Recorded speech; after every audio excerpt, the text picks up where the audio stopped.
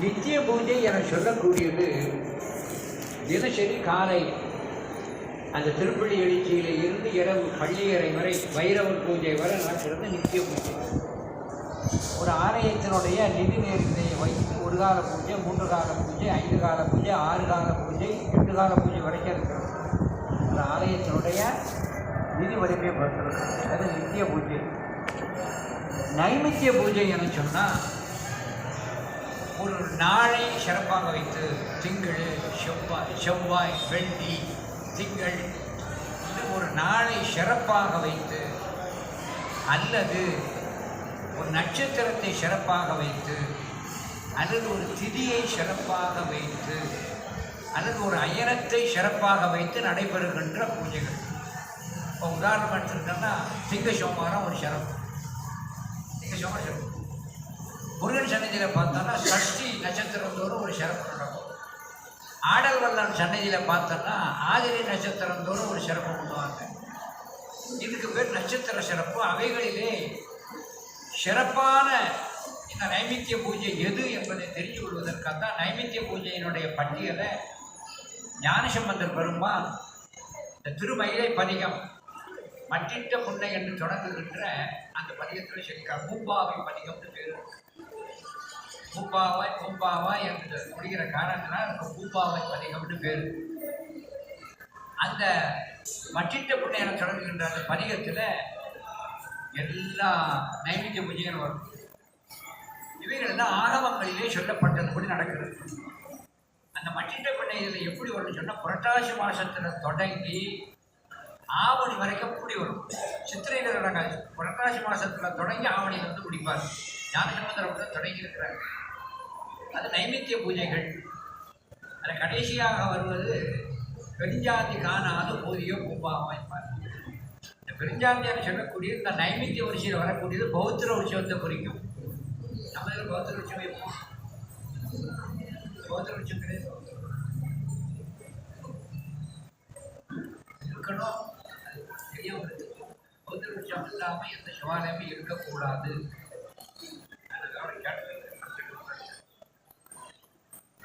பௌத்திர உற்சவம்னா என்னன்னா ஆடி ஆவணி இந்த 3 மாதத்தில் ஒரு குறிப்பிட்ட நட்சத்திரத்தையோ ஒரு திதியை எடுத்து பரிகார பூஜைன்னு பேர். அதுவரை திருக்கோயிலிலே நடைபெறுகின்ற பூசணைகளே, திருவிழாக்களிலே மந்திர கிரியை லோகங்கள் இல்லாதபடி, மந்திர கிரியை பாவனைகளில் குற்றம் இல்லாதபடி, மந்திர குற்றம் இருக்கக்கூடாது, திரவிய குற்றம் இருக்கக்கூடாது, இவங்க செய்த லோகம் இந்த இதுகளில் எந்த குற்றமும் இல்லாமல் செய்யணும். ஆனால் நம்மை அறியாமல் சில குற்றங்கள் நிகழ்ந்துவிடும். திருவிழாக்களே குற்றம் நிகழ்ந்துவிடும். அது அடியார்களையும் சிவாச்சாரியர்களை தாக்காதிருக்கும்படி செய்யக்கூடியது, காப்பு செய்யக்கூடியது தான் பௌத்திர பூஜைன்னு பேர். பௌத்திர உற்சவம் என்று பெயர் பெற்றிருக்கிறது. அது இந்த 3 மாதத்தில் ஏதாவது ஒரு நாளிலே செய்ய வேண்டும். ஏதாவது ஒன்று இஷ்டத்திக்கப்படாது. ஒரு கோயிலுக்கு இந்த மாதம் இந்த நட்சத்திரம் அதுதான் தொடர்ந்து செய்யணும். எனவே பௌத்திரம் என சொல்லக்கூடியது அது ஒரு பரிகார பூஜை போல அது உள்ள நடக்கணும் என சொல்லப்படுகிறது. இது போக நம்முடைய கங்கை கொண்டாடுகிற தலத்தில் பிராமணர் குலத்தில் சுந்தரர் என்று சொல்லக்கூடிய ஒருத்தர் இருந்தார். சுந்தர சுவாமிகள் ஒருத்தர் இருந்தார். அதாவது அங்கே கங்கை கொண்டாட பிறந்து சுந்தர சுவாமினார் ஒரு ஐயர் அந்த திருப்பதியை சார்ந்தவர். நல்ல ஒரு குருவாக கொண்டு வேத ஆகமங்கள் எல்லாம் திருமறைகளை எல்லாம் கற்று தேர்ந்து அவர்கள் பல இடங்களிலே சென்று ஞான போதனை செய்கிறார். அப்படி ஞான போதனை செய்கின்ற பொழுது திருவாரூர் சமஸ்தானத்துக்கு செல்லுகின்ற பொழுது அங்கே பரிகாரமாக திருவாரூர் சமஸ்தானத்தின் மூலமாக அங்கிருக்கிற சிவாலயத்தில் விளக்கு ஏற்றப்பட்டது. அப்போ அந்த ஆலயத்தை பார்க்கின்ற பொழுது அது அப்படியே கையிலை போல ஜொலித்து அழகாக இருந்து மக்கள் மனதிலே ஒரு எழுச்சி. தீப ஆவணின்னா வரிசையாக வைக்கிறதுக்கு பேர் தீப ஆவணின்னு. பார்த்த உடனே அவர் தியானத்தில் இருந்தார். அதனுடைய நோக்கம் என்று பார்க்கின்ற பொழுது ஆலயங்களிலே இதை செய்தல் வேண்டும் என்ற திருநோக்கத்திலே வந்து முதல்ல திருநெல்வேலியிலிருந்து நடைபெற கொள்ள ஆரம்பித்த பல கோயில்களிலே தை மாசம் அன்று விளக்கிடுதல் வேண்டும் என்ற ஒரு முறைமையை அவர் ஏற்படுத்தினார். முறைமையை அவர் தான் ஏற்படுத்தினார். எனவே இது இடைக்காலத்திலே ஏற்பட்டது. இது காமிக பூஜையை செய்யணும். காமிகம்னா நம்மளை விருப்பத்தின் பேர் செய்யணும். இது காமிக பூஜை செய்கின்ற பொழுது இந்த விளக்கீடு என்பது எதற்காக நடத்தப்படுகிறது என்று சொன்னால், இது காமிக பூஜை அன்று நைமித்திய பூஜையிலே சேருகிறதுன்னு ஒருத்தர் ஸ்தாபனம் பண்ணுறார் கருத்து. நைமித்திய பூஜையில் எதில் வருகிறதுன்னு சொன்னேன்னா, நான் ஏற்கனவே ஒரு கருத்து சொல்லியிருக்கிறேன். சிவாலயத்தில் ஆண்டு முழுதும் நடக்கக்கூடிய நித்திய பூஜையிலும் மற்ற நைமித்திய பூஜையிலும் இருக்கின்ற குற்றங்கள் நீக்குவதற்கு பரிகாரமாக ஒரு பூஜை பண்ணுறோம். அது ஆடி ஆவணியில் நடக்கும். இதில் வருஷத்துக்கு ஒரு இடம் நடக்கிறது போதாது என்பதற்காக ஆகமத்திலே 6 மாதத்துக்கு ஒருவர் செய்வது சிறப்பு சொல்லப்பட்டிருக்கிறது. அந்த 6 மாதத்திற்கு ஒருமுறை செய்யப்படுகின்ற மற்றொரு 2வது பரிகாரமாகிய இந்த பௌத்திரம் தான் தை மாதம் அமாவாசையில் விளக்கீடு செய்வது. இந்த விளக்கீடு என சொல்லக்கூடியது நம்முடைய சைவத்தில் என்ன சொல்லப்பட்டிருக்கிறது என சொன்னால், இந்த விளக்கு சுடர் என்பது குற்றத்தை தீட்டை நீக்கக்கூடிய வல்லமை உண்டு. இப்போ உதாரணமாக சில இடங்களில் என்ன செய்வாங்கன்னா, இந்த வீட்டில் பேய் கிடக்கு அது கிடக்குன்னு சொல்லிட்டாங்கன்னா ஒன்றும் செய்ய மாட்டாங்க. என்ன எடுப்பாங்க, அங்கே சொல்லுகின்ற பொழுது பேய் இலைன்னு ஒன்று இருக்கிறது, ஒரு இலை ஒன்று இருக்கிறது. அந்த இலை என்ன செய்வாங்கன்னா விளக்கில் போட்டு எண்ணெயை ஊற்றி அந்த இலையில சுடர் ஏற்றதை எரியும். அந்த பச்சைல கருகாது. பேய் இலைன்னே பேர். அந்த திருநெல்வேலியில் நிறைய கிடக்கு.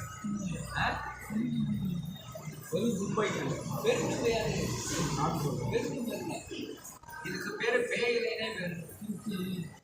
இந்த இலையையே அப்படியே வச்சு எழுத்துனா விழுபத்தி மாதிரி தானாக எரியும். இலை கரியவே கரியாது. அது ஒரு அற்புதம். என்ன சொல்றாங்கன்னா, இந்த சுடர் இருந்தால் இந்த இடத்துல இருக்கிற துஷ்ட தேவதைகள் எதுவுமே வராது. இது இயலாதவர்களாம் என்ன செய்வாங்கன்னா, வீட்டுக்குள்ள சில இடங்கள்ல என்ன செய்வாங்கன்னா விளக்கேற்றி வச்சிருவாங்க. சில துஷ்ட தேவதைகளை விரட்டுவதற்காக விளக்கு வெட்டுவது. இந்த துஷ்ட தேவதைகள் பெரும்பாலும் அதெல்லாம் சதகத்தில் சொல்லப்பட்டிருக்கிறது. மூதேவியில் இருந்து மற்றவங்கள்லாம் எப்போ பிடிக்க வருவாங்கன்னா, கற்கள் நேரத்தில் தான் யார் வீட்டில் வாசலில் தண்ணி தெளிக்கிறேன், யார் வீட்டில் விளக்கு வைக்கிறேன்னு சொல்லி உள்ளே போமா. ஏன்னா விளக்கு இருந்தால் துஷ்ட தேவிகள் உள்ளே வராது. உள்ளே இருந்தாலும் வெளியே போயிடும். அந்த சுடருக்கு அவ்வளவு ஒரு மகிமை இருக்காது. இந்த விளக்கினுடைய சுடர் தீட்டை நீக்குவது என்பதற்கு உங்களுக்கு ஒரு சின்ன உதாரணம் சொன்னேன். சில கோயில்களில் மடப்படியிலே இருந்து மூலஸ்தானத்துக்கு நைவேத்தியம் போகணும். அந்த பிரகாரத்துக்குள்ளே இருந்ததுன்னா அது போய் நேராக போயிருக்கும். சில இடங்களில் மடப்படி மாறி வரும். சுவாமி இப்போ சில கோயிலில் சில பூஜைக்கு சுவாமி கோயிலிருந்து அம்பாள் கோயிலுக்கு நைவேத்தியம் போகும், அம்பாள் கோயிலிருந்து சுவாமி கோயிலுக்கு நைவேத்தியம் போகும். அப்படி பிரகாரங்கள் மாறி மடப்படியில் இருந்து நைவேத்தியம் வருகின்ற பொழுது அந்த நைவேத்தியம் முன்பாக கைவிளக்கு போகணும். என் தீட்டு நீக்குவதற்காக. இன்னொன்று சொன்னேன், பெரிய ஆலயங்களிலே கருவூலத்திலே சுவாமிக்கு சாத்துவதற்கு ஆபரணம் எடுப்பாங்க. இந்த சுவாமிக்கு சாத்தக்கூடிய அந்த ஆபரணத்தை மூலவருக்கு சாத்து செல்லுகின்ற பொழுது, எடுத்து செல்லுகின்ற பொழுது, கருவூலத்திலிருந்து போகின்ற பொழுது முன்னால் கைவிளக்கு போகணும். எனக்கு திருட்ட நீக்கணும். இன்னொன்று சொல்றேன், சுவாமி நம்ம இவர் பிரதோஷநாதர் வர்றார், அல்லது ராத்திரி பள்ளி அறைக்கு சுகநாதர் போகிறார். சுகநாதர் போகும்போது முன்னாடி என்ன போனோம், தீவட்டி போனோம். என்ன அர்த்தம், அந்த தீட்டை நீக்கும். இன்னொரு உதாரணம் சொல்கிறேன், சுவாமி எழுந்திருப்பு நடக்கிறது, வீதியில் செல்லுகின்ற பொழுது முதல்ல வாசு சாந்தி பண்ணணும். அப்படியும் ஏதோ அறியாமலோ ஒரு ஆசோசம் நடந்தால் அதை கழிப்பதற்கு யானை போகணும். கோயிலில் யானை வளர்ப்பதனுடைய நோக்கமே முன்னே செல்வது தீட்டை நீக்கணும். கோயிலுக்குள்ள யானை இருந்தால் எந்த ஆசோசமும் கோயிலை அண்டாது. அது ஒரு இது. இந்த யானை முதல்ல போகும். யானை போனாலும் கூட யானை போனதுக்கப்புறம் ஏதேனும் ஆசோசம் நடந்து விடக்கூடாது என்பதற்காக அந்த உற்சவம் முடிச்சு சம்பளத்துக்கு முன்னால் ஒரு என்ன போனோம், அந்த தீவெட்டி போகணும். இந்த சுடருக்கு அந்த தீட்டுகளை நீக்கின்ற ஒரு வல்லமை இருக்கும். இதே போல சிவாலயங்களிலே நடைபெறுகின்ற இந்த நித்திய நைமித்திய பூஜைகளில் இருக்கின்ற லோகத்தை நீக்குவதற்கு பரிகாரமாக ஒரு பௌத்திரமாக, இதுக்கு பேர் அரை பௌத்திர உற்சவம்னு பேர், பாதி பௌத்திர உற்சவம் விளக்கறி செய்வது. இது ஆகமத்திலே சொல்லப்பட்டிருக்கிறதுன்னு ஒருத்தர் இருக்கிறார். அந்த முறைப்படி தான் நம்முடைய அவர் சொல்லுகின்ற பொழுது பெரும்பான்மையான நாட்களிலே அவர் தங்கியிருந்தது கோடகநல்லூரில். கோடகநல்லூர் சாமின்னு பேர், சுந்தர சாமிகள் அவரால் ஏற்படுத்தப்பட்டது. 1815 ஏதோ நான் தெரிஞ்சிருந்தால்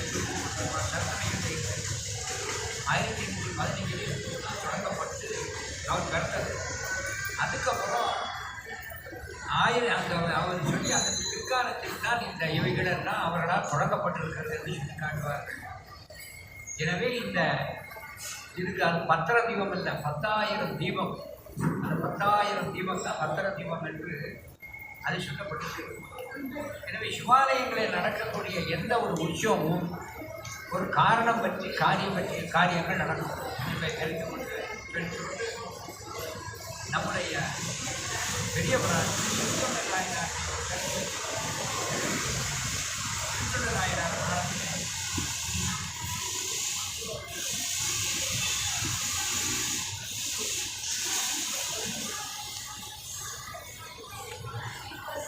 நம்முடைய திருத்தொண்ட நாயனார் அங்கே அடியார்களுக்கு அன்னம்பாலித்தல் வேண்டும் என்ற ஒரு நியமத்தில் இருக்கின்ற பொழுது அவர்கள் பெருமையை உலகையை செய்வதற்காக சுவாமி வைரவராக வந்து வருகிறார். செய்திகளெல்லாம் ஏற்கனவே தெரியும். யாம் உண்பது நரப்பசு, 6 மாதத்துக்கு ஒருவர் அந்த நரப்பசு மட்டும் உண்மை. அது 3 நாள் இது எனக்கு சொல்ல தாய் பிடிக்க தந்தை அறிய அவர்கள் மனதிலே எந்த ஒரு கிளேசமும் இல்லாமல் அமல் செய்கின்ற அதைத்தான் யாம் விரும்பும் கேட்கிறார். அதன்படி நம்முடைய பரஞ்சோதி முனிவர் தனக்கு இருக்கின்ற தன் குடிக்கு இருக்கின்ற ஒரு மகனாகிய அந்த சீராட தேவரை அவர் தாய் பிடிக்க தந்தை அறிய அவர்கள் பாகம் செய்கிறார்கள். அவர்கள் அப்படி பாகம் செய்கின்ற பொழுது அங்கே நம்முடைய பெருமானான நம்முடைய சிறுத்தொண்ட நாயனார் எல்லாவற்றையும் அமுதுகளை தயார் செய்துவிட்டு அங்கே ஆத்தி மரத்தின் அடியில் இருக்கின்ற பெருமானை அமுதுன்னு அழைக்கிறார்கள். நம்முடைய பெருமான் சிறுத்தொண்ட நாயனார் இல்லத்திலே வந்து அப்படி அமர்கிறார். அமர்ந்த உடனேயே அங்கே நான் சொன்னபடி அமைத்தீரான் கேட்கிறார். இந்த சிறுத்தொண்ட நாயனார் நீங்கள் சொன்னபடியே ஒரு குடிக்க ஒரு மகனை தாய் பிடிக்க தந்தை அறிய, தன்னுடைய பிள்ளைன்னு சொல்லலை, தாய் பிடிக்க தந்தை அறிய ஏதம் இல்லாது நாங்கள் இந்த கரியை நாங்கள் தங்களுக்கு தயார் செய்திருக்கிறோம் என்று சொல்லி காட்டினார். உடனே உட்கார்ந்த உடனே நம்முடைய வைரவராய பெருமான் தன்னுடைய விளையாட தொடங்கினார். விளையாட தொடங்க ஆரம்பிக்கும் போது போன வாரத்தில் சொன்னது அதை படித்த அப்படி பனிவெண் திங்கள் சடைவிரித்த 72வது திருப்பாடல். பனிவெண் திங்கள் சடைவிரித்த பயில் பூங்குஞ்சி பைரவராம் புனிதர் தம்மை போனகமும் கரியும் படைக்கும்படி பொற்பின் மனிதையாரும் கணவன் முன் வாங்கி கேட்ப மற்றவர்தான் இனிய அன்னம் உடன் கரிகளெல்லாம் ஒக்க படைக்க என தயார் செய்வதையெல்லாம் ஒன்றாக இங்கே வந்து அதை படையுங்கள் என்று காட்டுகிறார். பரிசு விளங்க பரிகலமும் திருத்தி, பரிசு விளங்க நல்ல பண்போடு வாழை இலையினை எடுத்து பிடித்து பாவாடையின் ஏற்றி, பாவாடை என்பது அன்னம் தயாரிக்கப்பட்ட பாத்திரத்திலே இருந்து பரிமாறுவதற்கு ஒரு பாத்திரத்தில் எடுப்பாங்க. பரிமாறுவதற்கு அந்த அன்னம் படைக்கப்பட்ட அந்த அடுப்பில் இருக்கிற பாத்திரத்தை எடுத்து பரிமாறக்கூடாது. அதே ஒரு பாத்திரத்திலே எடுத்து அந்த பாத்திரத்தில் எப்படி எடுத்து சொல்கிறாங்கன்னா, வடப்பொழிவு எப்படி சொன்னான்னா, இதெல்லாம் சைவிஷமே நெறி எப்படி சொன்னான்னா மனசு சங்கடமாயிருக்கும். அதனால சொல்கிறேன். முதல்ல பானையை எடுத்து கழுவும் போது ஒரு மந்திரத்தை சொல்லணும். கழுவி அதில் நீர் நிறைக்கின்ற பொழுது மந்திரத்தை சொல்லணும். நீர் நிறைத்த பின்பு என்னென்ன மரத்திலே உள்ள கட்டை தான் அங்கே விறகாக பயன்படுத்த வேண்டும் என்று விதிக்கிற அதைத்தான் கொண்டு வரணும். நம்ம கையில் கிடைச்ச காய்ச்ச சொல்லிகளெல்லாம் கொண்டு வரக்கூடாது. ஏன் ஒரு குறிப்பிட்ட இனங்கள் மட்டும் சொல்லப்படுகிறது என சொன்னாங்கன்னா, எல்லா மரத்துக்கும் உள்ள புழு பூச்சிகள் இருக்கும் இல்லையா? மரத்துக்குள்ள புழு பூச்சி சொல்லும் இல்லையா? அது இல்லாத மரங்களை சொல்கிறான். அப்படி இல்லாத மரங்களை சொன்னதுக்கு அப்புறமும் ஒருவேளை உள்ள எறும்பு புழு முதலான இருக்கக்கூடாது என்பதற்காக அந்த லோகம் தீர்ப்பதற்காக விறகம் மாட்டுகின்ற பொழுது ஒரு மந்திரத்தை சொல்லணும். விறக மாட்டுகின்ற மந்திரத்தை சொல்லணும். அக்னியை மூட்டுகின்ற பொழுது ஒரு மந்திரத்தை சொல்லணும். அதற்கப்புறம் அரிசியை எடுக்கிறோம் இல்லையா? அந்த பெரிய பானையில் எடுக்கின்ற பொழுது ஒரு மந்திரத்தை சொல்லணும். தண்ணியை ஊற்றி கழுவுகின்ற பொழுது ஒரு மந்திரத்தை சொல்லணும். அந்த கழுவுகின்ற நீர் வடக்குழி வழியாக கீழே இருக்கணும். அது கங்கை தீர்த்தத்தில் மேலானது. திருமணத்திலேயோ ஆலயத்திலேயோ நிவேதனத்துக்காக தயார்படுகின்ற அந்த கழுவிய நீர் இருக்கிறதா அங்கே அதில் தான் ஒரு விழிச்செடி முளைச்சது. அதுக்கு தான் முத்தியை கொடுத்தா அவர் சிவாச்சாரிய. அது கங்கைக்கு மேலானதுங்கிறதுக்காக தான் அதில் அந்த நீருக்கு பக்குவம் இது வடக்குழி நீரில் வளர்ந்தது. ஆகையினாலே இவ்வளோ மந்திரத்தை செஞ்சு வளர்த்த பிறகு அரிசி பாகம் பண்ணணும். பாகம் பண்ணுகிற பொழுது இதெல்லாம் பார்க்கிற பொழுது ஒரு விஷயத்தை மூலவருக்கு பூசனை பண்ணுகின்ற சிவாச்சாரியரை விட மடப்பள்ளி பரிசாரர்களுக்கு நிறைய மந்திரம் தெரிஞ்சிருக்கணும். இப்போ நம்ம என்ன நினைக்கிறோம், அடுப்பில் சோத்தை வச்சு வேக வைக்கிறவங்க தான் நமக்கு என்னது மடப்பள்ளி பரிசாரர்கள் நாம் நினைச்சுக்கணும். ஒரு ஆலயத்தினுடைய சாநித்தியமே மடப்பள்ளி பரிசாரங்கள் மடப்பள்ளியாலும் அதுக்கு பயன்படுத்தப்படுகின்ற கிணற்று நீராலும் அந்த கோயிலுக்குரிய தீர்த்த நீர் இந்த மூன்றை வைத்து தான் நிர்ணயிக்கப்படுகிறது சாநித்தியம். ஏன்னா அவள் செய்த பின்பு அன்னம் பாகம் வந்தான்னா அப்படி வருகின்ற பொழுது அவன் என்ன செஞ்சிருக்கணும், அன்னம் தயாரிக்கின்ற பொழுது நல்ல துணிக்க வச்சு ஓத்த மூடி இருக்கணும். அன்னம் வெந்த பின்பு அந்த அகப்பையை அடியிலும் தொடாது, அடியிலும் தொடாது, பக்கவாட்டு அந்த பானையையும் தொடாது, மத்தியிலே இருக்கணும். ஏன்னா கல் இருக்கப்படாது, வெந்து இருக்கணும். மான சத்தமே கேட்கக்கூடாது, மான சத்தமே கேட்கக்கூடாது. இப்போ எல்லாருக்கும் தெரியும், சுவாமிக்கு அபிஷேகம் பண்ணுறோம் இல்லையா? ஆன்மார்த்த பூஜை ஆன்மார்த்த பூஜையில் அபிஷேகம் பண்ணுற பொழுது அபிஷேக சக்தியில இருந்து தண்ணியை எடுக்கிற பொழுது அந்த அபிஷேக சக்தி தண்ணி கடக்குன்னு கேட்கக்கூடாதான். அந்த அளவுக்கு நிறைய நீரை வைத்து அபிஷேகம் பண்ணணும்னு விதி இருக்கிறது. இப்போ என்ன செய்தால் அந்த அன்னத்தை பானையிலே இருந்து ஒரு அகப்பையினாலே அடிப்பாகத்தையும் தொடாது, சுற்றி இருக்கின்ற அந்த பானையையும் தொடாது, மத்தியில் எடுக்கணும். எடுத்து ஒரு சுத்தமான பாத்திரத்தில் வைத்து திரையை மூடி கொண்டு வரணும். இதுக்கு பேர் தான் பாவாடைன்னு வைக்கும். இதுக்கு பேர் தான் பாவாடை. இந்த பாவாடை கொண்டு போயிட்டு நைவேத்தியம் கொண்டு போகின்ற பொழுது ஏற்கனவே சொல்லியிருக்கேன், கொஞ்சம் பிரகாரம் மாறி தீவட்டி போடணும். இவ்வளவு விசேடமாக தான் இந்த நிகழ்ச்சியை தயாரிக்கணும். அதன்படி தான் செய்தால் யார் அறிவாட்டாய நாயனார் அதனுடைய அறிவாட்டாய நாயனார் செய்தார். எனவே இங்கே சொல்லி காட்டுகிறார், பரிசு விளந்த பரிகலமும் திரித்து பாவாடையில் ஏற்றி தெரியும் வண்ணம் செஞ்சாடி செரும் கோணகமும் கரியமுதும் வரிசையினில் முன்படைத்தெடுத்து மண்ணும் பரிகல கால்மேல் விரிவெண் துகிலின் மிசை வைக்க விமலர் பார்த்து அங்கு அருள் செய்வார். இது வரைக்கும் கடந்ததுல நம்ம சிந்தனம் எல்லாம் கொண்டு வந்து வச்சாச்சு. சுவாமிக்கு இப்போ பரஞ்சோதி பிடிவர் நம்முடைய பரஞ்சோதி சுவாமிகள் இந்த பரமாற போகிறார். அப்போ சொல்ல பொழுது அந்த எல்லாம் பரமாற சுவாமி கேட்கிறார், சொன்ன முறையில் படுத்த பசு தொடர்ந்த உறுப்பெல்லாம் கொண்டு மண்ணு சுமையில் கரியாக்கி மான அமைத்தீரே. கறி வைக்கிறார். நான் சொன்னபடி எல்லாமே பக்குவமா பண்ணியிருக்கிறேன். சென்னல் அரிசியை எடுத்து அங்கே வைக்க வேண்டிய முறையிலே அந்த கறியை வைத்து பக்குவமா பண்ணியிருக்கிறார். சொன்ன முறையில் படுத்த பசு தொடர்ந்த உறுப்பெல்லாம் கொண்டு, பசுக்கள் எது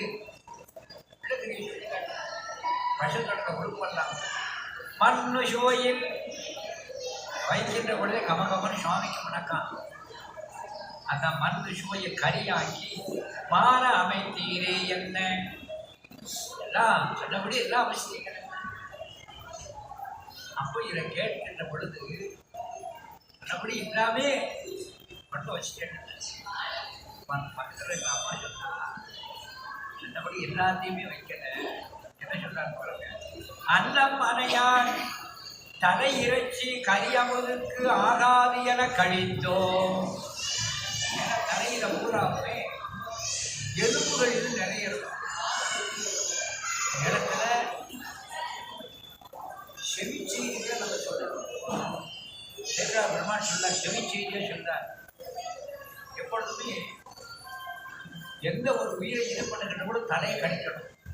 செவி வழி செய்தி இந்த தெருவில் அறுத்து கொண்டிருப்பான், தலையை மட்டும் தனியாக வச்சிருப்பான் அந்த ஆடு. ஏன்னா அதுக்கு எலும்புகள் நிறைய இருக்கும் என்பதற்காக செவிவழி செய்திகள் தெரிவிடணும். அதே மாதிரி தலைக்கறி கரியாவதுக்கு ஆகாது என நான் விளக்கி வச்சேன். யார் சந்திரன் நிகழ்ச்சி காட்டுறேன். ஏன் சொல்றேன்னா இந்த விளக்கம் இந்த அம்மாவுக்கு அந்த செய்தி இருந்துகிறது. சில செய்திகளானவை நமக்கு ஆண்டோர்களால் கூறப்பட்டு செவிவழி செய்தியாக பல செய்திகள். ஆனால் இது அவங்க அனுபவத்தில் இருக்குது, அதனால தான் கடிச்சார் நினைச்சிடக்கூடாது. நம்முடைய சீக்கிய சுப்பிரமணிய மாதிரியாக முறை எழுதுகிறார். சொல்லுவதெல்லாம் அனுபவத்திலே உள்ளதில் எடுத்துடக்கூடாது. உதாரணமாக சொல்லணும்னா ஒரு சின்ன சம்பவத்தை சொல்லுவேன். ஆதி குமரகுர சுவாமிகள் அகத்துறையில் நிறைய எழுதியிருப்பார். நம்ம ஒருத்தர் போய் கேட்டாங்க, இதுவும் செவிவழி செய்திதான். துறவியாக இருக்கின்ற நீங்கள் இந்த நாயகன் பாவனி இதிலே வச்சு பேசுறீங்கள, இது எப்படி? நாயகனாய் பாவனா அந்த அனுபவம் உங்களுக்கு இருக்காங்கிறதுல கேட்பது கூட ஒருத்தர் கேட்டுவிட்டான். அதுக்கு சுவாமி உடனே நான் பகன்மத்தில் கூப்பிட்டு நம்முடைய பசு தொழுவத்தில் இருக்கிற அந்த சாணம் இருக்குல்ல, அந்த சாணத்தை முக்குவாங்க. அவர் மாத்திரம் கேள்வி கட்டணும், எப்போ அந்த சாணியை சாப்பிடுவார். சாணியை சாப்பிட சொல்லிடுறாங்க. அப்போ சாணியை தான் சாப்பிட சொல்ல சாப்பிடுறது. சரி, சாணியை சாப்பிடணும். ஏன் சாப்பிடக்கூடாது? சாணி குளிச்சுட்டு போய் வாங்கிட்டு வரும். அப்போ இது கூட திட்டு பார்த்துருக்காங்க. இப்போ என்ன பொருள்? சில இது அனுபவத்தில் ஆன்றோர்கள் சொல்லி வைத்ததை அப்படியே நம்ம செவிவழியாக கேட்டு நாம் வைத்திருக்கோம். எனவே ஒருவர் பேசுகிறான்னு சொன்னாங்கன்னா அந்த அனுபவத்தில் உள்ளது அன்று அது கேள்வி ஞானம்னு பேர். அதனால் இதை எழுதுகின்ற பொழுது சீக்கிரம் சுப்பிரமணிய பிள்ளை இந்த வழக்கம் எழுதுகிறார். இது பொதுவாக உள்ள ஒரு செயல். அனைவருக்கு தான் சேர்க்கிறார். எப்படி அன்னம் மறையார் தலை இறைச்சி கரியமுதுக்கு ஆகாது என கழித்தோம். என்ன தலையிறைச்சி ஆகாதுங்கிறத அந்த கழிச்சு அதுதானே எனக்கு ரொம்ப பிடிக்கும்.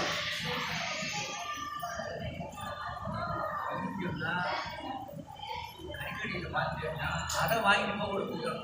எதை கழிச்சு வச்சுருக்காங்களோ அந்த எலும்பு வாங்கிட்டு அது பார்த்து கூற போட மாட்டான். சாமி என்ன சொல்றார்? தலையிறைச்சி ஆகாது கழிச்சா அந்த அம்மா எனக்கு ரொம்ப பிடிக்கும். ஏன்னா இப்படியெல்லாம் சிக்கல் எடுத்து விடலான நம்முடைய பெருமானுடைய இது. அன்னம் மறையா தலையிறைச்சியை அமுதுக்கு ஆகாதென கழித்தோம். என்ன அதுவும் கூட நாம் உண்பது என்றார். இடத்தீர்ப்பார் என்ன பொருள்னா, சுவாமி துன்பத்தையும் கொடுப்பார், துன்பத்தை கொடுக்கின்ற அவளே அந்த இடரை தீர்ப்பார். சும்மா கிடக்கிற தென்னியில் கண்ட நாயனாட்ட போய் என் போட்டை கொடுத்து பத்திரமா வச்சுக்கப்பா, திரும்பி வந்து கேட்கும்போது நான் காணாமல் பண்ணி கொடுத்து ஒரு பெரிய சட்டத்தை என்னை பாடுபடுத்தினார். அடுத்து கிடைச்சது இடரை தீர்த்தார். இடரை அடுத்தார் அபரீதி நாயனார்கிட்ட போய் இந்த கோவணத்தை பத்திரமா வச்சுக்கோ, நான் வந்து வாங்கிட்டேன். கோவணத்தை பத்திரமா வச்சுக்கோ, நான் வந்து வாங்கிட்டேன். கடைசி இந்த கோவணத்தை காணாமல் பண்ணிக்கிட்டு என்ன செஞ்சார்? பெரிய துன்பத்தை எனக்கு அதுக்கு சமமான கோவணத்தை கொண்டுட்டார். வீட்டோட கோவணத்தை கொண்டு இல்லை அந்த இடைக்கு இடம் வச்சு கொண்டுட்டார். அந்த தராசு சட்டை சமன் ஆகாதபடியே செய்து வீட்டில் இருக்கிற துணிமணிகளை எல்லாம் ஏற்றி கடைசியில் 2 பிள்ளைகளை கடைசியாக இடம் கொடுத்தார். கடைசியில் என்னாச்சு? இடர் தீர்ப்பார். தராசில் உட்கார்ந்தபடியே கைதைக்கு வாப்பான். இடர் தீர்ப்பார். இது புராண ரீதியாக உள்ள செய்தி. சித்தாந்த ரீதியாக உள்ள செய்தி இந்த ஆன்மாவுக்கு மாயையாகிய அதில் அழுத்து இன்பத்தை அழுந்தபடியாக செய்து அதை செய்வார். பந்தமும் வீடும் ஆயினார்கான். பந்தமும் வீடும் ஆயினார்க்கு திருப்பூர் சுள்ளத்தில் மணிவாசகத்தை சொல்ற பந்தமும் வீடும் ஒரு விஷயம் பந்தப்படுத்துவதும் அவன் தான், விடுவிப்பதும் அவனா. அதைத்தான் அழகா சொல்லி காட்டுகிறார். அதுவும் கூட நாம் உண்பது என்றால் இடத்தீர்ப்பார். அப்படி கூறிய பின்பு நம்முடைய பெருமான் அங்கே என்ன செய்கிறார்?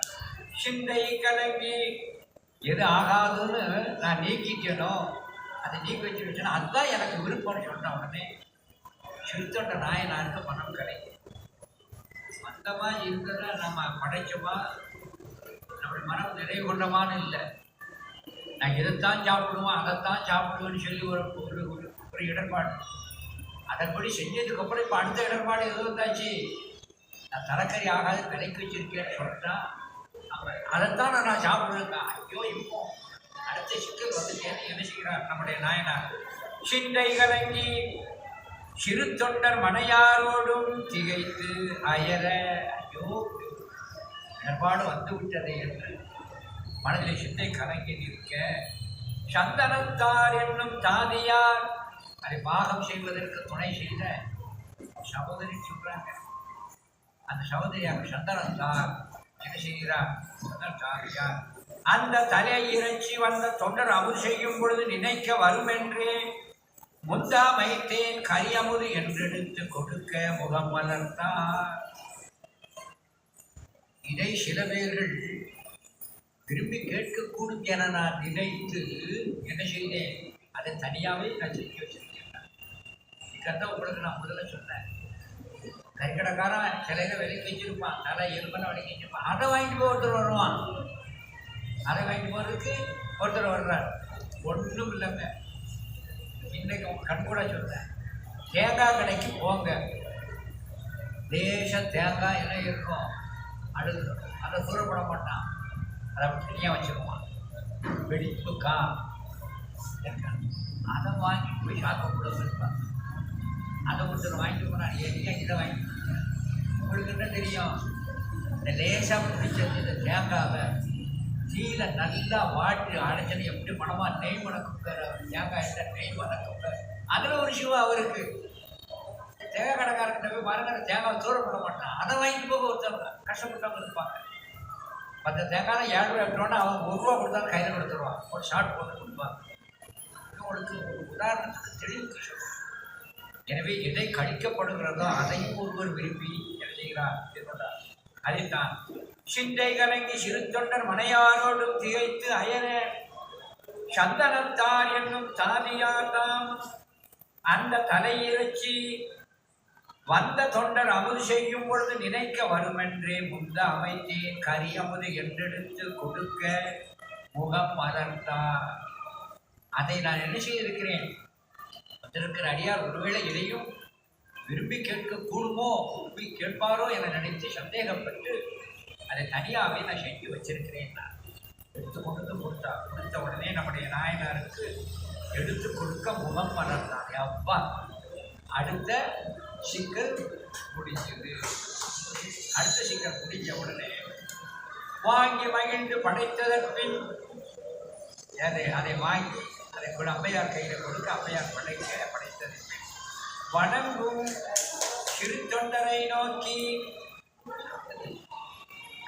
சொல்லி சிறு தொண்டர் வணங்கி இங்கு நமக்கு தனியுண்ணா ஒண்ணா.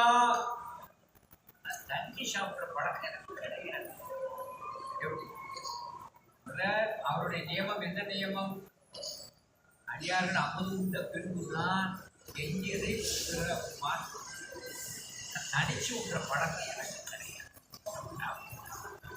வாங்கி மகிழ்ந்து படைத்ததற்பின் வணங்கும் சிறு தொண்டரை நோக்கி இங்கு நமக்கு தனி உண்ண ஒண்ணாது ஈசன் அடியார் இப்பாங்கு நின்றால் நம்மை கொடவீர் என்று நல்ல நுட்பமாக சொல்றார். தனியாக நம்ம பழக்கம். அப்போ அவர் உட்கார்றாங்க. அவருடைய நியமம் என்னது? அடியார் உண்ட பிறகுதான் நான் உண்ணணும்.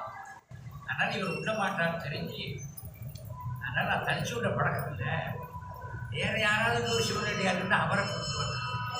ஏற்கனவே ஒரு சிவனடியார் கூட கிடைக்காம தான் ஊர் ஊராக அலைஞ்சு மனக்கஷ்டத்தில் இருந்தார். கடைசியில் தான் இவர் அந்த செய்தி தெரியுது. இப்போ இன்னொரு சிவனடியாரை கொண்டு வாங்குறார். அதுதான் இங்கே சொல்றார். இங்க நமக்கு தனி உண்ண ஒண்ணாது ஈசன் அடியாகி பாங்கு நின்றால் நம்மை கொணர்வீர் என்று பரமன் பணித்தருட ஏற்றி அதோ அடுத்த சிக்கல் வந்துட்டேன் என்று கெட்டேன் அமுது செய்ய விடையோறு இல்லோ என நினைவா. ஒரு அமுது செய்வதற்கு அடுத்த ஒரு தடை வந்து சேர்ந்து விட்டது. ஏன்னா அவர் கேட்கறதெல்லாம் நிறைவு செய்யணும். இன்னொரு சிவனடியாரை வைத்து அருகிலே அமரவி என்று சொல்றாரே, என்ன செய்வதென்று சொல்லுகின்ற அகத்தும் புறத்தும் போய் அருளால் எங்கும் காணார். இப்பவும் போய் என்ன செய்தார்? எங்கேயாவது இருக்கிறார்களா என்று ஒரு கண்ணை வைத்து பார்க்கிற ஒரு இடம் கிடைக்கல. அகத்தும் புறத்தும் போய் அருளால் எங்கும் காணார் அழிந்து அணைந்து எங்கும் இப்பொழுதும் தேடி ஓடியும் காணாது முகத்தில் வாட்டம் மிக பெருக. முகத்திலே வாட்டம் மிகவும் பெரும்படியாக அந்த கவலைக்குரியோடு பணிந்து முதல்வருக்கு உரை செய்வார். வந்து அவர் முன்னாலே பணிந்து சொல்றார். இகத்தும் வரத்தும் இனியாரை காணேன். நான் என்னுடைய இல்லத்தின் அருகில் எட்டவும் எவரையும் நான் காண இயலவில்லை. இகத்தும் வரத்தும் இனியாரை காணேன். யானும் திருநீர் சகத்தில் இடுவார் தமையை கண்டே இடுவேன் என்று தாழ்ந்து இறைஞ்ச. சிவனடியாருக்கு வேண்டிய இலக்கணத்தில் தலையான இலக்கணம் திருநீட்டு பூச்சி. திருநீட்டு பூச்சி அப்பூதடிகள் உடம்பு மாதத்திலிருந்து பூச்சி வரைக்கும் திருநீர். சேரமான் பெருமான் நாயனாரை சொல்லுகின்ற பொழுது கரைட்டுடா நாயனார் புராணத்தில் சேரமான் பெருமான் நாயனார் திருநீட்டு போகிறதோடவே எப்பவும் இருப்பாராம். அவர் சொல்லுகின்ற பொழுது விசேஷமாக சொல்கிறார். திருநீட்டு குடியிருந்து தான் சைவ அன்பர்கள் குளிக்கின்ற பொழுது உடம்பு முழுவதும் திருநீரில் பூசி குடிக்கணுமா. திருநீட்டு குடியல்னு இது திருநீட்டு குடியல்னு. எனவே இந்த திருநீர் என்பது உடம்பை விட்டு நீங்காமல் இருத்தல் வேண்டும். அதனால தான் நம்முடைய சிறுத்தொடர் சொல்கிறார். நான் எப்பொழுதுமே மற்ற அடியார்கள் திருநீர் பூசுவதை பார்த்து நானும் இருக்கிறேன். எவரேனும் தாமாக ராடத்து திருநீர் இட்டார். அப்படி ஒரு யாராவது ஒரு நெத்தியில திருநீர் இட்டுட்டாங்கன்னா அது தெய்வம் இது தெய்வம் நினைக்காத, இவரே கடவுள் என்றவனை வணங்கு. அப்பர் பெருமான் வாக்கு இது பிருகத் சாபாரம் என்று சொல்லக்கூடிய உபனிஷத்தில் உள்ள வார்த்தை. திருநீர் அணிந்தவரே சிவமாகவே பாவி. அதனால தானே சேரமான் பெருமான் நாயனார் அந்த மன்னான் மேனியிலே இருக்கிற வெந்நீரத்தை கண்டு திருநீர் என கொண்டு வந்து வணங்கினார். திருநீர் என கொண்டு வந்து வணங்கினார். ஆகையினாலே இந்த திருநீட்டு கோலம் உடையவரை சிவமாகவே பாவித்து சிவனடியாராக அங்கே கொள்ளுதல் வேண்டும். ஆகையினாலே தான் இதை சொல்லுகின்ற பொழுது அழகாக இகத்தும் பரத்தும் இனியாரை இனியார அடியாரை காணே யானும் திருநீர் சகத்தில் இடுவார் தமை கண்டே இடுவேன் என்று தாழ்ந்து இறைக்க நானும் இந்த உலகிலே உள்ளவர்கள் திருநீர் பூசுகின்ற அடியவர்களை பார்த்து நானும் திருநீர் பூசுகிறேன். உம்மை போல நீரிட்டார் உளரோ, உம்மை மாதிரி நீரிட்டார் உளரோ. ஏன்னா ரெண்டு ஒரு உச்சி வைத்து பாதம் வரைக்க சொல்லி பரவண பாண்டியன் ஒருத்தர் விளையாடல் வருகிறார். நம்முடைய திருவிடை மருத்துவம் அந்த தலபுராணத்தில் மரதவண புராணம் அதில் வரகண பாண்டியன் உச்சியிலிருந்து நாள் வரைக்கும் என்ன பண்ணியிருக்கிறாரு, திருநீர் எப்போது பூசிப்பார். திருநீரை பூசிட்டு போருக்கு போகிறார். போருக்கு போகும்போது என்ன சொல்கிறார், என் கூட எந்த படை வீரர்கள் வர வேண்டாம், நான் தனியிலே போய் நான் ஜெயிச்சுட்டே வந்துடுவேன். உடனே நம்முடைய வரகண பாண்டியன் தனியாக போருக்கு போய் எல்லாத்தையும் ஜெயிச்சுட்டு வந்தார். ஜெயிச்சுட்டு வந்த உடனே நம்முடைய மருதவாணர் என்னுடைய மருத்துவ இருக்கிற பெருமானை கும்பிடணும்னு போனார். மதில் சுவரில் இருந்து இறங்கி உள்ள கருவறைக்கு போகிறார். மதில் சுவரில் இறங்கி கருவறைக்கு போகிறார்.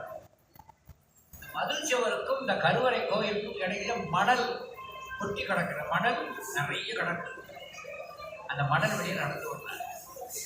நடந்து வருகின்ற பொழுது திடீரென்று பார்த்தா பரவண பாண்டியன் காலில் இருந்து ரத்தம் ஒப்படைச்சு கொடுத்து என்ன காலத்தை பார்த்தா அந்த காலுக்குள்ள என்ன இருக்குது, ஒரு அம்பு என்றோ யாரோ எப்பொழுதோ எதற்காகவும் பயன்படுத்தப்பட்ட அம்பு மண்ணிலே புதைத்து கிடக்குது.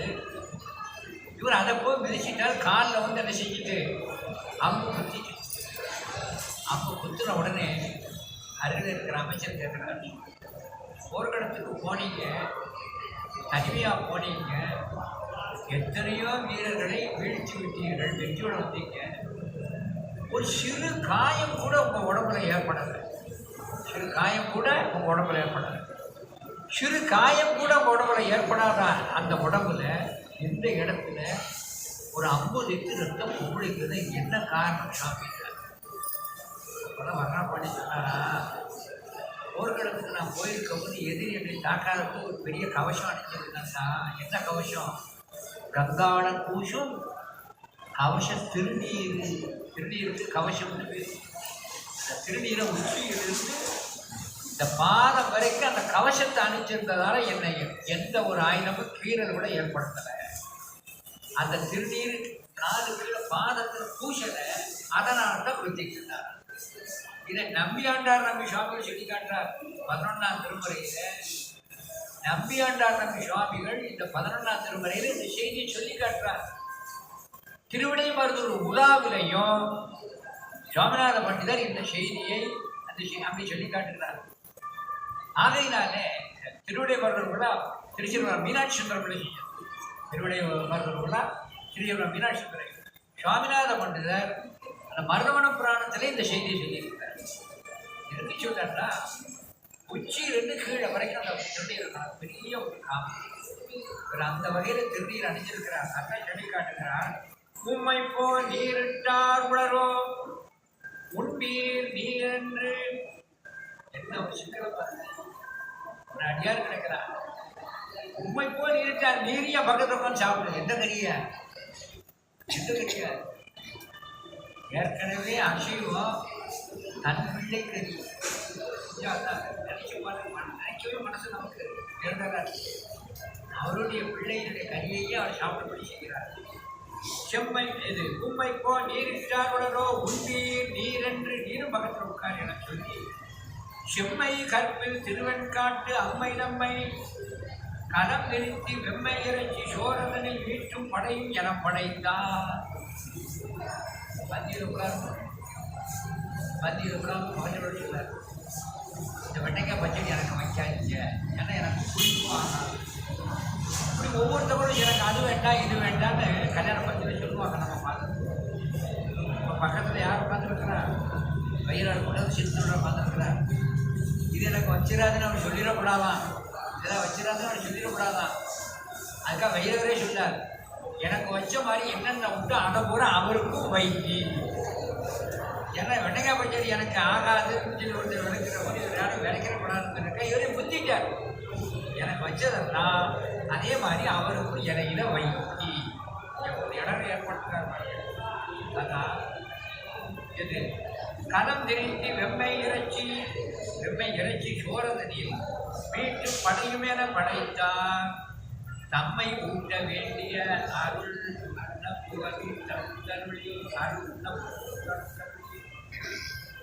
என்ன செஞ்சார்? எல்லாம் மையிட்டார். உடனே சரத்தோட நாயனார் வச்சது, அப்பா எல்லா இடர்பாடும் எல்லா கணங்களும் நீங்கிறது சொல்லி அன்னத்தில் கை வைக்க போறார். இல்லப்பா, நானே சாப்பிட தொடங்கல, உனக்குன்னு அவசரம். ஏன்னா சாப்பிட்டாருன்னா கதை போச்சு.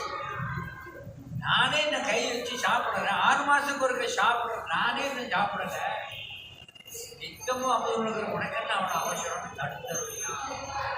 தம்மை ஊட்டியவன் உள்ள புகுத்தவர், தன்னை ஊட்ட வந்த அந்த சிறுத்தொண்ட நாயனார் அவர் உள்ள புகுவதற்கு அன்னத்திற்கு கை வைக்கின்ற பொழுது, 6 நீங்கள் கழித்து உண்போம், உண்ணும் அளவும் தாழாது, சோறு நாடும் உண்பீர், முன் உண்பது என் 6 மாசத்துக்கு ஒரு சாப்பிட்ற நானே இந்த அன்னத்தில் கை வைக்கிறேன், தினமும் சாப்பிட்ற உனக்குன்னு அவ்வளோ அவசரம், நானே தொடர்ந்து. 6 நீங்கள் கழித்து உண்போம், உண்ணும் அளவும் தாழாது, சோறு நாளும் உண்பீர், முன் உண்பது என், நான் சாப்பிட உனக்கு என், நம்முடன் உய்யுமாறு, நம்முடன் உய்ப்ப மாறில் மகவும் பெற்றீரில் மைந்த தன்னையும் அழையும் என்ன. எப்பொழுதுமே ஆசார கோவைக்கு ஒரு நூல் இருக்கிறது. ஆசார கோவைக்கு ஒரு நூல், கயத்தில் பெருவாயின் முறையாக செய்யணும். அந்த புத்தகத்தில் படிக்கக்கூடாது, ஏன்னா அதில் நல்ல ஒழுக்கங்கள் சொல்லப்பட்டிருக்கிறது. சைவர்கள் படித்தோன்னா அதை நல்லா விளங்கிடுவாங்க, அதனால் அதை படிக்கக்கூடாது. எது நல்ல நூல்களாக அதை பூரா விலைக்கு வச்சிருக்கும். அதில் உண்ற விதியில் ஒன்று சொல்கிறாங்க. முதல்ல இல்லறம் தான் தனிச்சு இருந்தான்னா மனைவி வந்து சாப்பிட உட்கார்ந்து வந்து போக்காலம் வச்சதெல்லாம் சாப்பிடக்கூடாது. மனைவிக்கு இருக்கா, மனைவிக்கு இருக்கா, இது தனி விதி. குடும்பஸ்தனுக்கு என்ன விதி சொல்லப்பட்டிருக்கிறது சொன்னால், புருஷன் மட்டும் பஞ்சாதி மட்டும் இருந்தா இன்னும் நிறைய விதி இருக்கு. நான் அதெல்லாம் இப்போ நான் ரொம்ப விழிச்சு சொல்கிறேன். குடும்பம் பெருசாக இருந்தால் என்ன சொல்லணும்னா, குடும்பத்தில் ஒருவர் வந்து உண்பதற்கு முன்பாக குழந்தைகளையும் வயோதிகர்களையும் மூத்தவர்களையும், வயதில் ரொம்ப மூத்தவர்கள், தன்னில் மூத்தவர்களையும் நோயுற்றவர்களையும் சாப்பிட சொல்லுங்கள். யாரெல்லாம் அதெல்லாம் நியாயமாதிரியாக பாருங்க, குழந்தைய சாப்பிட சொல்லணும். ஏன்னா நம்ம முன்ன பின்ன சாப்பிடுவோம். குழந்தைகளுக்கு பசி இருந்து அந்த கொடுமை தெரியக்கூடாது. குழந்தைகளை சாப்பிட சொல்லியிருந்தோம், முதியவர்களை சாப்பிட சொல்லணும். தன்னிலும் மூத்தவர்கள், வயசில் மூத்தவங்க, தனக்கு மூத்தவர்கள், நோயாளிகள், ஏன்னா அல்சர் இருக்கும், அது அப்படிலாம் அவங்களே சாப்பிட சொல்லணும்னு சொல்லணும். இது உண்டியினுடைய ஒரு ஒழுக்கம், உண்டியினுடைய ஒழுக்கம். அந்த உண்டியினுடைய ஒழுக்கம் அந்த சைவ அந்த ஆச்சார கோயிலை சொன்னதெல்லாம் சொன்னோம்னா இந்த காலத்தில் யாருமே அப்படி நம்ம இருக்க மாட்டோம். உதாரணமாக சாப்பிட்ற இடத்துல ஒரு கொசு விழுந்தா, ஈ விழுந்தா என்ன செய்யணுங்கிறத சொன்னாலே நமக்கு போயிடும். இதெல்லாம் யார் கடைப்பிடிப்பானா? எனவே அந்த ஒழுக்கத்தின்படி உங்கள் வீட்டில் குழந்தை இருந்தால் கூட்டியாக குழந்தையும் சாப்பிட சொல்லணும். ஏன்னா இந்த இலக்கண விதி என்னன்னு தெரியறதுக்காக நான் சொல்கிறேன். குழந்தையெல்லாம் எதுக்குன்னு சொல்ல முடியாது. அந்த உண்ணுகின்ற விதியிலே குழந்தைகளையும் அங்கே உண்ணுபடி செய்ய வேண்டும் என்று விதி இருக்கிறது. அதைத்தான் நீங்கள் சொல்லி காட்டுகிறார். இங்கே நம்முடன் தூய்க்குமாறு என் மகவும் பெற்றீரேன், மைந்தன் தன்னையும் அடையும். நீ உமக்கு உய்யும்படியாக ஒரு மகனை பெற்றிருப்பீர் என சொன்னார். அந்த மகனையே அடையும். ஏன்னா தன்னுடைய மகனைத்தான் நான் பாகம் பண்ணியிருக்கிறேன்னு அவர் சொல்லல. எனக்கு குழந்தை இல்லைன்னு பொய்யும் சொல்லக்கூடாது. குழந்தை இல்லைன்னு பொய்யும் சொல்லக்கூடாது. எப்பவுமே ஒருத்தர்கிட்ட வந்து பொய் சொல்லுதல் கூடாது. அதனால தான் காரைக்கால் அம்மையா இந்த கணினி எங்கு பெற்றாயின்னு கேட்காரு. இல்லை நான் ஏற்கனவே வாங்கி வச்சுருந்தது சொல்லலாம், வேற காரணம் சொல்லலாம். ஆனால் கணவனிடம் பொய் சொல்லக்கூடாதுங்கிற காரணத்துக்காக என்ன சொன்னார்? ஈசன் அருளால் வந்து பொய் சொல்லக்கூடாது. அப்படித்தான் பரமதத்தன் கேட்டான், ஈசன் அருளால் வந்ததென்றால் அதை இன்னொரு முறை வடிவமைத்து காட்டுகிறார். ஏன்னா பொய் சொல்லுதல் கூடாது. எனவே குழந்தை இல்லைன்னு பொய் சொல்லக்கூடாது. ஆனால் இவர் என்ன சொன்னார்? உனக்கு குழந்தை இருந்ததுன்னா குழந்தை சேர்த்து உட்கார. ஆனால் தன் குழந்தையை செய்திருக்கிறான்ற செய்தி இவருக்கு சொல்லலை, ஒரு குழந்தைங்கிறத சொல்லலை. இப்போ குழந்தை இல்லைன்னு பொய் சொல்லவும் கூடாது. ஆகையினால தான் அந்த இடர்பாடு வந்து நிற்கிறார். இது மாறியில் மகவு பெற்றீரே மைனன் தன்னை அடையும் என்ன ஈரும் முதலும் இல்லாதார்க்கு இப்போது உதவான் அவன் என்றான். குழந்தை இல்லைன்னு சொல்லக்கூடாது, குழந்தையை அறிவிச்சுட்டேங்கிறது சொல்லக்கூடாது. ஆனால் 2 அர்த்தத்தில் பேசுகிறார். இப்போது உதவான், நீங்கள் சாப்பிடணும்னா குழந்தை இருக்கணும்னு ஆசைப்படுறீங்க, அந்த ஆசை நிறைவேற்றுவதற்கு அவன் வந்து உதவ மாட்டான். என்ன அர்த்தம்? இப்போது உதவான்னு என்ன அர்த்தம்? அவன் செத்ததும் சொல்லலை, அவன் இருக்கிறான் என்ற பொய்யும் சொல்லலை. அதனால என்ன சொல்றான்? இப்போது உதவான் என்ன, இப்போது உதவான் என்று சொன்ன உடனே நம்முடைய பெருமான் அங்கே என்ன செய்கிறார்? அதற்கு பின்பு அவனை அழைத்து நாம் எங்கு உண்பது அவன் வந்தால் நாடி அழையும் என. நாம் சாப்பிடணும்னா அவன் வளர்ந்தோம், அவன் உதவ மாட்டான்னு சொல்லக்கூடாது, நீ அவனுக்கு போய் கூட்டு வாங்கலாம் என்று அழகாக சொல்கிறார். நாம் இங்கு உண்பது அவன் வந்தால், நம்ம உணர்ந்தா அவன் வந்தாகணும். இல்லை குழந்தை இருக்குல்ல, அவனை வர சொல்லி நாடி அணையும், அவனை சென்று போய் அழைத்து வாரும் என நம்பலாம் அங்கு அருளை செய்ய நம்முடைய வைரவர் குழந்தையை நாடி அழைத்து வாருங்கள். தரியார் சீக்கிரம் சாப்பிடணும் என்பதற்காக தரியார் தலைவர் அவது செய்தருட யாம் இங்கு என் செய்தல் ஆகும் என்பார். உடனே மனைவியை நோக்கி நாம இப்போ என்ன செய்வது? பிள்ளையை கூட்டு சொல்லி முடியாது, என்ன செய்வது என்று மனைவி நோக்கி விரைவுற்று எழுந்து அருளால் பூமென் குழலால் தம்மோடும் புறம்போய் அழைக்க போகும் பொழுது. குழந்தை இல்லைன்னு சொல்லக்கூடாது. இந்த குழந்தை இல்லாத இடத்துல சாப்பிட்றது ரொம்ப ரொம்ப இதெல்லாம் பேசக்கூடாது. குழந்தை இருக்கிற இடத்துல குழந்தை சாப்பிட வச்சு சாப்பிட்றது தான் விஷயம் என்று சொல்லப்பட்டிருக்கிறது. இப்போ குழந்தை இல்லைன்னு போய் சொல்லக்கூடாது, தன் பிள்ளையை தான் கை வைத்தேன் என்பது சொல்லக்கூடாது. இந்த இடர்பாடு காரணத்தில் என் சிவம் என சொல்ல நம்முடைய பெருமான ஆணையிட்டதன்படி நாம் செய்வோம். விரைவிட்டு எழுந்து அருளால் பேமன் குழலால் தம்மோடு புறம்போது அழைக்க போகும் பொழுது என்ன நினைச்சிருக்கலாம்னு சொன்னா, ஆன்மா கூப்பிடுவோம் வரமாட்டான், அவன் எங்கேயோ போய் விளையாட போயிட்டான்னு அப்படி ஒரு சப்பக்கட்டை கட்டியிருப்பான். ஆனால் என்ன சொன்னார்? பள்ளிக்கு போயிருப்பாரு, பள்ளிக்கூட பொறுப்பாக விளையாட போயிருக்க மாட்டான்னு காசு பிடிச்சிருவார். அதனால் இருந்தாலும் கூப்பிடுவோம் என சொல்லி என்ன செய்கிறார்? புறம் போய் அழைக்க போகும்போது வையம் நிகழும் சிறு தொண்டர் மைதாய் வருவாய் என அழைத்தார்.